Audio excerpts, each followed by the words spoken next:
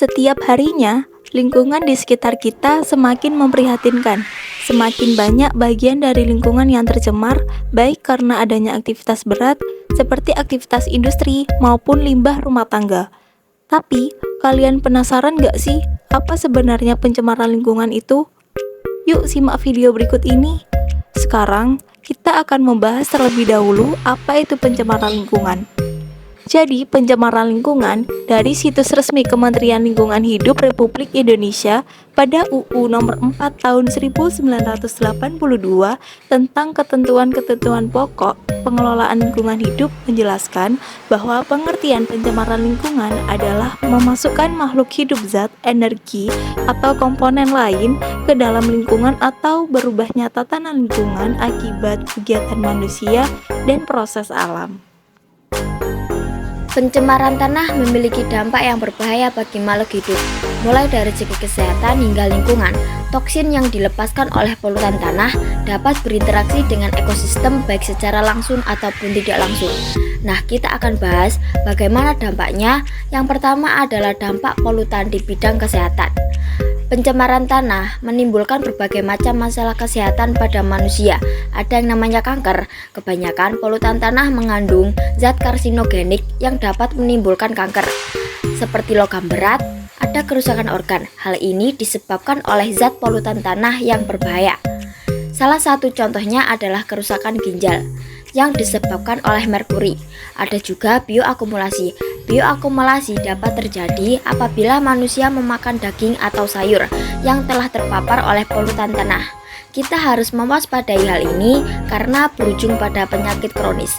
Jadi, polutan yang ada di dalam tanah itu bisa terakumulasi dengan daging ataupun sayur yang terpapar oleh polutan tanah. Efek pencemaran tanah terhadap lingkungan dapat mengakibatkan kerusakan ekosistem. Lalu kita harus punya pengolahan pencemaran tanah, kan dampaknya ternyata sangat berbahaya, sahabat. Jadi cara pengolahan tanah untuk menghindari pencemaran tanah dapat ditanggulangi dengan beberapa cara. Misalnya yang pertama yaitu menghindari aktivitas pertanian yang berlebih. Karena aktivitas pertanian yang berlebih seperti menanam dan pencabutan rumput yang berlebih dapat juga menyebabkan erosi ataupun banjir. Kalau misalnya pemotongan pohon-pohon yang ada di tanah di situ seperti yang terjadi di Kalimantan juga. Yang kedua adalah mengurangi post footprint manusia.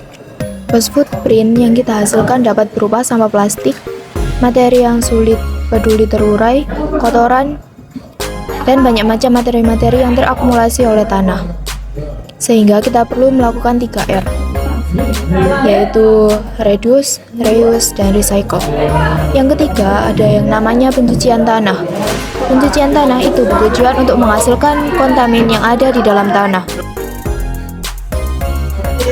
Air untuk membersihkan tanah, misalnya membersihkan tanah yang terkontaminasi, dan metode ini memungkinkan manusia untuk mengurangi penyebaran tanah tanpa harus melakukan penggalian tanah. Nah, yang keempat yang sering dilakukan yaitu bioremediasi. Metode pengelolaan ini menggunakan mikroorganisme untuk mengurangi kontaminan dan mengembalikan kesuburan tanah. Cara ini merupakan pengelolaan pencemaran tanah yang terjadi secara alami. Namun, bioremediasi juga tetap membutuhkan temperatur yang sesuai nutrisi oksigen yang ada di otak. Aktivitas manusia memang tidak pernah lepas dari yang namanya pencemaran lingkungan ya, tetapi kita bisa mengurangi pencemaran dengan menerapkan gaya hidup ramah lingkungan.